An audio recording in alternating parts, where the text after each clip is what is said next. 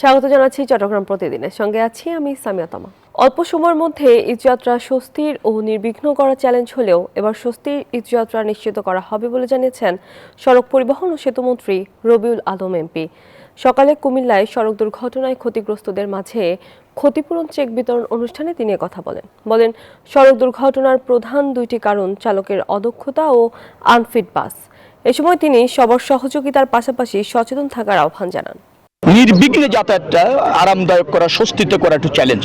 তো সেই চ্যালেঞ্জ যেগুলি আছে সেগুলি আমরা সমাধান করার চেষ্টা করছি। আমি ধারণা করছি বা মনে করছি আপনাদের সবাই সহযোগিতা থাকলে, জনগণ একটু সচেতন হলে, আবার প্রাকৃতিক দুর্যোগ যদি আবার না হয়, তাহলে আমার মনে হয় যে মানুষ স্বস্তিতে এবার ঈদ যাত্রা নিশ্চিত করতে পারবে।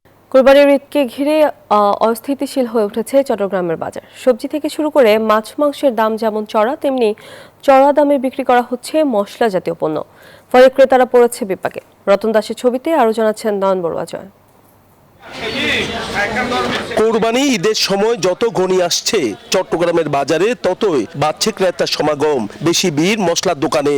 এইদিকে পর্যাপ্ত আমদানি হলেও চড়া দামে বিক্রি হচ্ছে এলাচ, জিরা, শুকনো মরিচ সহ বেশিরভাগ মশলা। 4,500 টাকার নিচে নেই এলাচের কেজি। এলাচি, তারপরে মানে যা যা লাগে প্রয়োজনীয় জিনিস, নিত্য প্রয়োজনীয়, এগুলো আগের তুলনায় একটু দাম বেশি বৃদ্ধি। মশলা খুচরা নিতে গেলে একটু দাম, তারপরও নিতে হচ্ছে, কি করব, কারণ লাগতেছে। এইদিকে গতবারের চেয়ে এবার মশলার দাম কিছুটা কম বলে দাবি মশলা ব্যবসায়ীদের। 4200-4500 টাকা এলাচের কেজি। তারপরে অন্য বার হয়তো যেটা 700 টাকা বা 680 টাকা, যেমন আমরা এবার বিক্রি করতেছি যে 640 টাকা, 30 টাকা দাম। এবার ঠিক আছে, আদা 170 টাকা, 60 টাকা। এইদিকে সংকট না থাকলেও সবজির দাম বেশ চড়া। অনেক বেশি, 100 টাকার নিচে কোনো বাজার আছে এখন? সব আপনার পটলের কেজি 80 টাকা, বেগুন 80 টাকা। মাছের বাজারটা খুবই বেড়ে গেছে। সরকারের বলেন যে দোকান ভাড়া কমা দিতে, ট্যাক্স কমা দিতে, বুঝছেন, এগুলোর জন্য জিনিসের দাম বাড়তি। শুধু সবজি নয়, দাম বৃদ্ধিতে পিছিয়ে নেই মাছ মাংস। 1000 টাকার নিচে নেই গরুর মাংস। 1300 টাকায় বিক্রি হচ্ছে খাসির মাংস, আর 170 টাকা কেজি দরে মিলছে ব্রয়লার মুরগি। নিয়মিত বাজার মনিটরিং না থাকায় বাজারের এমন দশা বলছেন ভোক্তারা। নয়ন বড়ুয়া জয়, নিউজ 24, চট্টগ্রাম। সারা দেশে জমে উঠেছে পশুর হাট। এ বিষয়ে আরো জানাতে চট্টগ্রাম থেকে যুক্ত হচ্ছেন সহকর্মী নয়ন বড়ুয়া জয়। চট্টগ্রামে হাটের চিত্র কেমন দেখতে পাচ্ছেন এবং সেখানে ক্রেতার আনাগোনা কতটা জানাবেন? ধন্যবাদ তমা, আপনাকে। দেখতে পাচ্ছেন ক্রেতাদের সমাগম কিন্তু অনেক বেড়েছে, যেহেতু আজকে ছুটির দিন, তার কারণে আমরা যে হাটে এসেছি এই হাটে কিন্তু অনেক কোরবানি পশু প্রতি বছরের মতো এই বছরও কিন্তু এখানে বিভিন্ন জায়গা থেকে, বিভিন্ন দেশের বিভিন্ন প্রত্যন্ত অঞ্চল থেকে যারা ব্যাপারী রয়েছেন তাদের হাত ধরে পশু কিন্তু এখানে নিয়ে আসা হয়েছে। বেচা বিক্রি শুরু হয়ে গেছে পুরোদমে, বেচা বিক্রি চলছে। যারা শহরের মধ্যে বসবাস করে তারা একটু দেখছে, এমনকি রাখার জায়গা যাদের নেই তারা কিন্তু 2-1 দিন পর করে কিনবে। অনেকজন বুকিং দিয়ে যাচ্ছে। তবে চট্টগ্রামের মানুষ কিন্তু লাল রঙের গরু পছন্দ করে, সাদা রঙের গরু পছন্দ করে। এই কারণে লাল রঙের গরুর দামটা কিছুটা বেশি, সাদা রঙের গরুর দামটা কিছুটা বেশি বলে তারা বলছে, যারা ক্রেতা বাজার করতে এসছেন। এমনকি আইন শৃঙ্খলা বাহিনী আমরা দেখতে পাচ্ছি চট্টগ্রামে যে হাটগুলো রয়েছে তারা কিন্তু খুব তদারকিতে রেখেছে না হয় সেদিকে কিন্তু তাদের নজর রয়েছে। দেশের প্রত্যন্ত অঞ্চল থেকে যারা ব্যাপারীরা গরু নিয়ে আসেন তারা যেন, আমরা দেখতে পাচ্ছি, সঠিকভাবে যেন আসতে পারে, সুন্দরভাবে যেন আসতে পারে, কোনো চাঁদা যেন দিতে না হয়।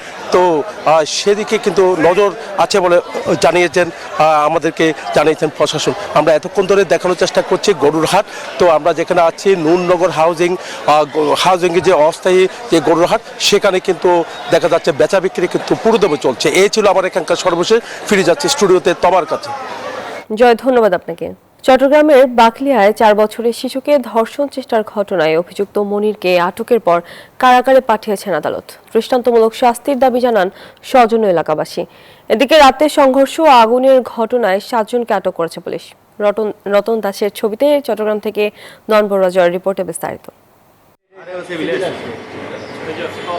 বৃহস্পতিবার বিকেলে চট্টগ্রামের বাকলিয়া 4 বছর বয়সী শিশু নিখোঁজ হয়। পরে বিকেলে তাকে উদ্ধারের পর শারীরিক অবস্থা থেকে স্বজন ও স্থানীয়দের সন্দেহ হয়। ইতিমধ্যে যৌন নিপীড়নের খবর এলাকায় ছড়িয়ে পড়লে ক্ষুব্ধ জনতা অভিযুক্ত যুবক মনিরকে স্থানীয় মাদ্রাসায় আটকে রাখে। এক পর্যায়ে উত্তপ্ত হয়ে ওঠে পরিস্থিতি। পরে পুলিশ মনিরকে আটক করে। সে সময় তাকে ছিনিয়ে নিতে পুলিশের গাড়িতে আগুন দেয় উত্তেজিত জনতা। এই ঘটনায় শিশুটির বাবা বাদী হয়ে থানায় মামলা করেছেন। শুক্রবার মনিরকে আদালতে তোলা হলে কারাগারে পাঠানোর নির্দেশ দেন আদালত।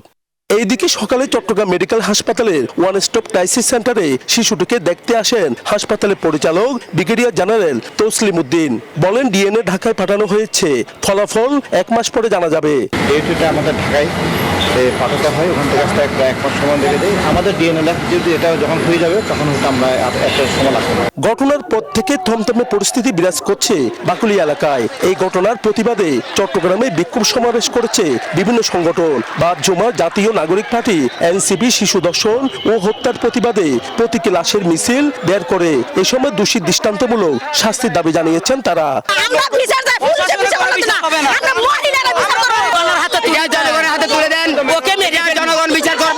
এইদিকে পুলিশের কাজে বাধা, গাড়িতে আগুন দেওয়ার ঘটনায় 7 জনকে আটক করা হয়েছে। আমরা সেটা আইনগতভাবে বিচার করব, এটাই আমার চাওয়া। পুলিশের কাজে বাধা, গাড়িতে আগুন ও হামলার ঘটনায়ও মামলা প্রক্রিয়াধীন বলে জানিয়েছে পুলিশ। নয়ন বড়ুয়া জয়, নিউজ 24, চট্টগ্রাম। কুমিল্লায় মাজারে হামলা বন্ধ এবং ধর্ষণের ঘটনায় দ্রুত বিচার নিশ্চিত করে 3 মাসের মধ্যে ধর্ষকের ফাঁসির দাবিতে সমাবেশ অনুষ্ঠিত হয়েছে। শনিবার সকালে কুমিল্লা টাউন হল চত্বরে সমাবেশ অনুষ্ঠিত হয়। এ সময় বক্তারা বলেন, দেশে প্রতিনিয়ত মাজারে হামলা ও নারী নির্যাতনের ঘটনা ঘটছে। ধর্ষণের ঘটনায় দ্রুত বিচার ও দৃষ্টান্তমূলক শাস্তি নিশ্চিত না হওয়ায় অপরাধীরা উৎসাহিত হচ্ছে। তারা ধর্ষণের মামলায় দ্রুত বিচার ট্রাইব্যুনালের মাধ্যমে সর্বোচ্চ 3 মাসের মধ্যে রায় কার্যকরের দাবি জানান। জাতীয় কবি কাজী নজরুল ইসলামের 127তম জন্মবার্ষিকী উপলক্ষে 3 দিনের কর্মসূচি আয়োজন করা হয়েছে। শুক্রবার কুমিল্লা কবি নজরুল ইনস্টিটিউট মিলনায়তনে নজরুল সঙ্গীত, আবৃত্তি, রচনা ও চিত্রাঙ্কন প্রতিযোগিতার আয়োজন করা হয়। পরে শনিবার বিকেলে র্যালি, চেতনায় নজরুল মুরালে পুষ্পস্তবক অর্পণ সহ জেলা শিল্পকলা একাডেমি মিলনায়তনে সাংস্কৃতিক অনুষ্ঠান অনুষ্ঠিত হবে। বর্তমান সরকার শিক্ষাকে অগ্রাধিকার দিচ্ছেন এবং শিক্ষার উন্নয়নের জন্য কাজ করে যাচ্ছে বলে মন্তব্য করেছেন চট্টগ্রাম পটিয়া 12 আসনের সংসদ সদস্য এনামুল হক এনাম। সকালে পটিয়া উপজেলার ঝিরি এলাকায় সৈয়দ আব্দুল নূর উচ্চ বিদ্যালয়ের বার্ষিক পুরস্কার বিতরণ অনুষ্ঠানে এ কথা বলেন তিনি। বলেন, মানসম্মত শিক্ষার নিশ্চিত করতে বিএনপি সরকার বদ্ধপরিকর। এই ছিল নিউজ 24 চট্টগ্রাম প্রতিদিনের সংবাদে। তখন সঙ্গে থাকার জন্য ধন্যবাদ।